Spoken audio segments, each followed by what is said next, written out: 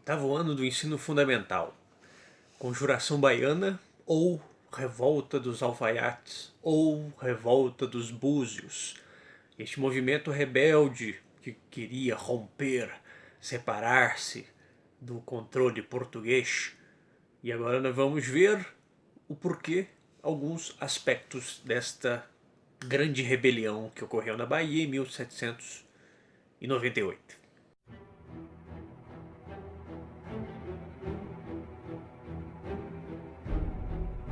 Bom, como diz o texto que está nessa apostila, nessa semana 3 do oitavo ano, o século XVIII foi um palco de muitas rebeliões aqui na colônia, por várias razões. Lá no início, a questão das minas de ouro, quem teria direito de exploração das minas de ouro, os impostos que Portugal vai elaborando e vai cobrando ao longo do século XVIII, mas também é um momento que na Europa eclodem várias ideias. Essas ideias, na verdade, é que vão aos poucos gerar esses movimentos de contestação àquele tipo de sociedade. E no continente americano essas ideias também se fizeram presentes, inicialmente na América do Norte com a Revolução Americana. Então todo esse movimento de revoluções, não é à toa que nós estudamos a era das revoluções, vai trazer estas rebeliões, essa contestação ao poder e à exploração que esses poderes europeus realizavam aqui no continente americano. Então nós vimos anteriormente a Inconfidência Mineira, que foi um movimento que envolveu certos grupos da sociedade mais de elite, ou grupos de elite. Esse grupo de elite é um grupo que pode ser uma elite política, pode ser uma elite econômica, uma elite intelectual, de pensadores, padres, poetas, escritores. Então, de todo modo, a Inconfidência Mineira, a Conjuração Mineira de 1789, ela tinha esse aspecto de pegar partes dessas ideias revolucionárias, sobretudo a questão do liberalismo econômico, mas não levar mais à frente estes ideais do iluminismo, da filosofia iluminista, que no seu pacote completo previa algo mais próximo ao que aconteceu nas 13 colônias inglesas, que foi o fim do pacto colonial e a adoção, não integralmente, mas na maior parte, deste ideal iluminista.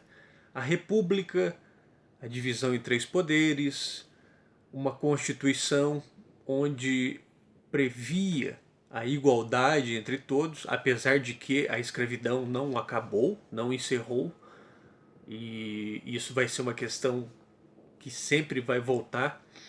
Por que não acabar com a escravidão? Essas sociedades foram durante muito tempo construídas sobre a escravidão, então de uma hora para outra isto não aconteceria, não é?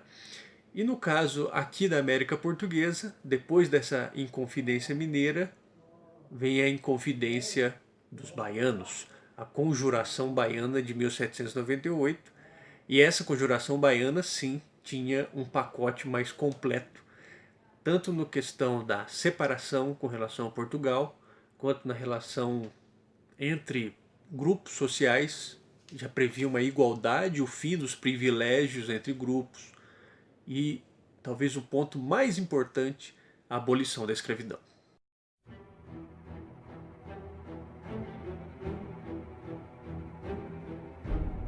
O próprio nome Revolta dos Alfaiates diz muito a respeito do movimento. Foi um movimento que teve uma abrangência muito grande de grupos sociais de camadas médias. Então havia grupos de elite, sim, mas em sua maioria o grosso do movimento eram de camadas mais populares. E entre essas camadas, sapateiros, autônomos, mas um grupo significativo de alfaiates. E outra questão também, além de terem muitos alfaiates identificados com esse grupo, com essa camada média de Salvador, o fato de que em novembro de 1799, dos quatro foram executados.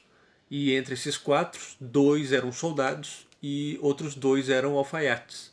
Então, isso também pesou muito nesse nome, né, da revolta como Revolta dos Alfaiates.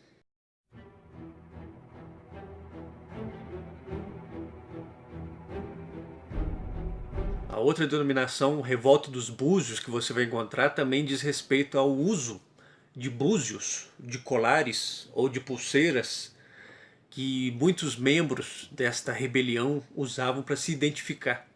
Então, como essas rebeliões, obviamente, elas eram conspiradas, elas eram formadas em segredo, então você tinha que usar alguns códigos secretos para se identificar. E um desses códigos era o uso de búzios, portanto também conhecido como Revolta dos Búzios.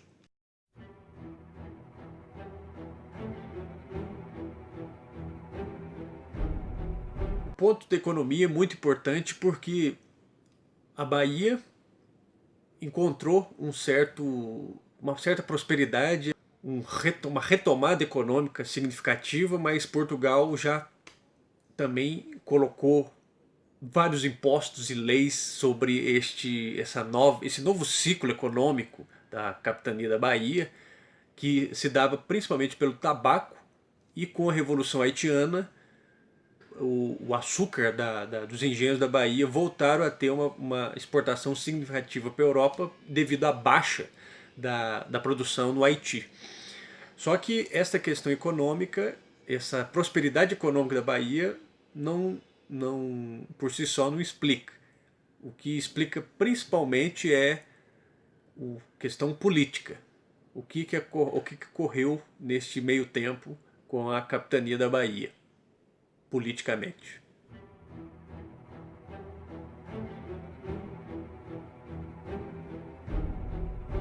Como vimos na semana anterior, portanto, essas várias revoltas, lembra-se lá da revolta da América Espanhola, os grupos coloniais envolvidos, a elite, a população mestiça, a população de escravizados, a população urbana desempregada, sem perspectiva. Quer dizer, o continente americano ele se tornava uma coisa mais complexa do que aquela ordem colonial pura e simples. Havia várias regiões com desenvolvimento econômico muito significativo, com a criação de um grupo político poderoso. E no caso da Bahia, a Bahia perdeu muito status, muito poder em relação a, ao reino de Portugal, à administração portuguesa, principalmente quando da mudança, da transferência da nossa capital, que até 1763 era em Salvador e foi para o Rio de Janeiro. O Marquês de Pombal foi o responsável por essa mudança e a capitania da Bahia perdeu muito prestígio e muita capacidade de negociação com essa mudança. O que explica em grande parte também essa revolta. A revolta, além da exploração, o total esquecimento também por parte de Portugal, ou pelo menos a perda do prestígio com relação ao reino, ao centro.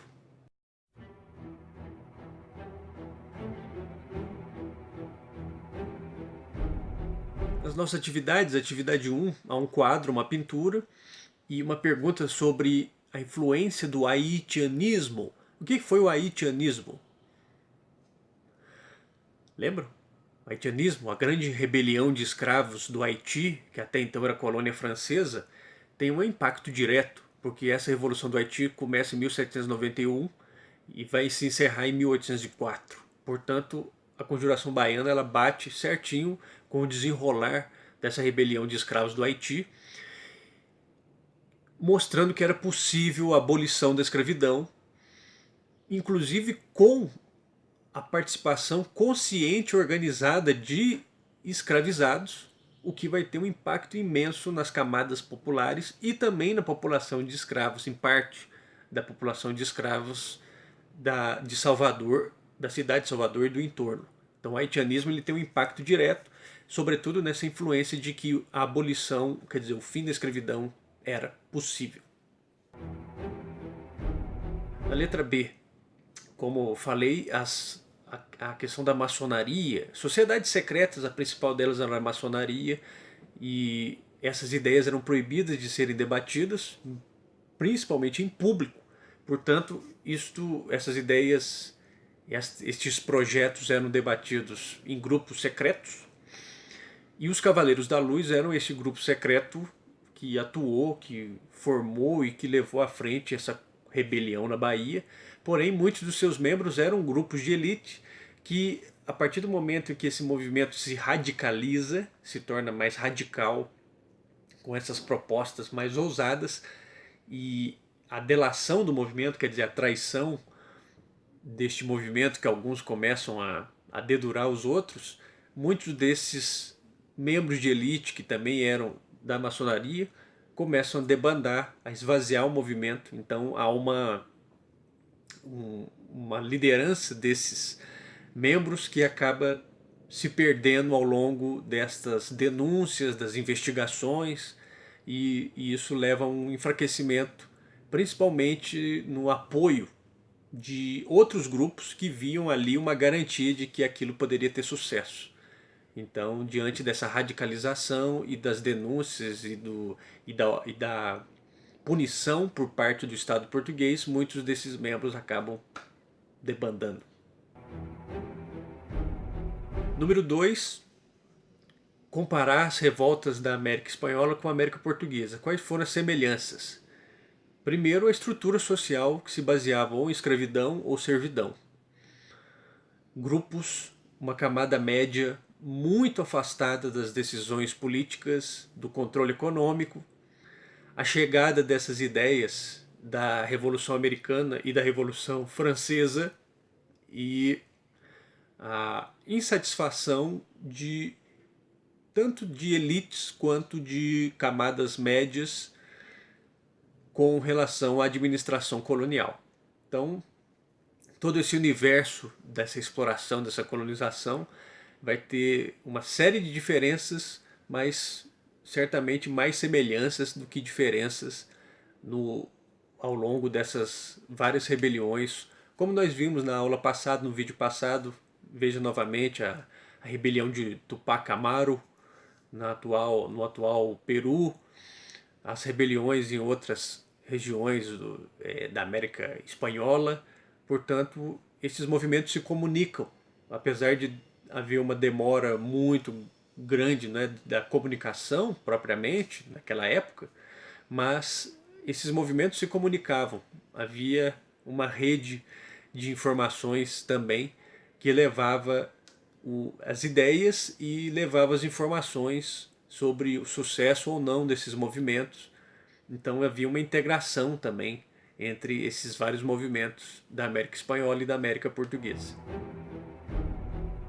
O número 3, no vídeo anterior também, mais uma vez a revolta de Tupac Amaru sobre os impostos praticados pela Espanha e a opressão e o controle colonial sobre essa população mestiça, sobre povos indígenas naquela região do atual Peru, Equador, Bolívia. A revolta de Tupac Amaru foi a maior rebelião da América Espanhola, mobilizou mais de 80 mil mestiços indígenas. Foi algo que mostra a própria violência com que Tupac Amaru foi morto, mostra a importância desse movimento, né? Que nós vimos também na última aula, que ele foi a tentativa primeiro de desmembrá-lo e depois ele foi enforcado, esquartejado. Assim como no número 4, Tiradentes, que é a pergunta, a questão 4 dessa nossa atividade. E o número 4 pede para fazer uma relação entre a Conjuração Mineira, a Inconfidência Mineira e a independência dos Estados Unidos da América. Os mineiros aqui tiveram uma influência direta da chamada Revolução Americana, sobretudo nas ideias de separação. Não separação do Brasil, porque ainda não existia a ideia de um Brasil como um país, mas dessa região, dessa província, dessa capitania, perdão, de Minas, a capitania do ouro, das minas de ouro, separar-se em relação a Portugal e fundar uma república. Porém, várias outras questões não foram debatidas mais a fundo, como a questão das ideias de igualdade, de abolição da escravidão, mas há uma influência direta na ideia de separação, quer dizer, de autonomia de um governo próprio daqui, e a adoção de uma república, com a divisão entre os poderes e etc. De todo modo, isso contrapunha a ideia de monarquia, e aí a monarquia absoluta, que era até então a monarquia que havia na grande maioria dos países do mundo da época, né? Exceção aos Estados Unidos, todas as outras nações eram até então monarquias absolutas. Muito bem, então boas leituras, bons estudos, fiquem bem. Esta foi a nossa semana 3. Mandem críticas, sugestões. Nossos canais de informação estão sempre abertos aí para a participação de vocês, certo? Então, isso aí, pessoal. Tchau, tchau. Fiquem bem.